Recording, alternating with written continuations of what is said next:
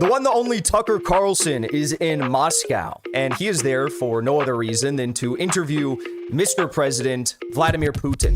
Now, this is since the warmongers, the deep state, the neocons, the neolibs, into a tithy this week because, heaven forbid, a journalist does his job and interviews someone.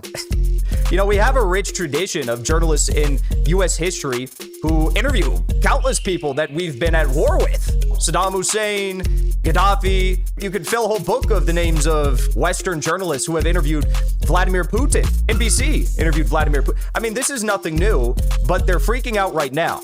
Tucker Carlson said, you know what? I think it's crazy that we've had thousands and thousands and thousands of these softball interviews with the chief Nazi, Volodymyr Zelensky, but no one has ever gone to interview Vladimir Putin. Don't you think that's a little bit strange? Like, I think it's a little bit strange, right? Tucker tried to get an interview with Vladimir Putin several months ago, and he was essentially stopped by the federal government, by Joe Biden. The NSA was tapping his Signal account, which is supposed to be, you know, this open source end-to-end encrypted messaging app that allows you to message privately with whoever you're talking to.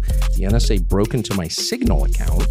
I mean, think about how insane this is. In 2019, Vice News, who is, of course, a favorite of the liberal establishment, did interviews with ISIS. Vice News did interviews with Al-Qaeda. If Vice News can interview ISIS, Tucker Carlson can interview Vladimir Putin. If NBC journalists can interview Vladimir Putin, Tucker Carlson can interview Vladimir Putin. The answer to bad speech is more speech. The answer is to say, hey, Bill Kristol, go tweet to your 2 million, 3 million fake followers and tell them why you think that Tucker Carlson and Vladimir Putin are materially wrong about what they said in their conversation. That's how you answer bad speech. I don't need to say it again. I've said it so many times, but it is the truth. I do think that this interview has the capacity, the potential to be one of the most viewed videos on the internet of all time. I think it has the capacity to create a tidal shift that Tucker has already in large part contributed to regarding U.S. sentiment towards foreign policy in Eastern Europe. That's why everyone's freaking out. That's why everyone is freaking out.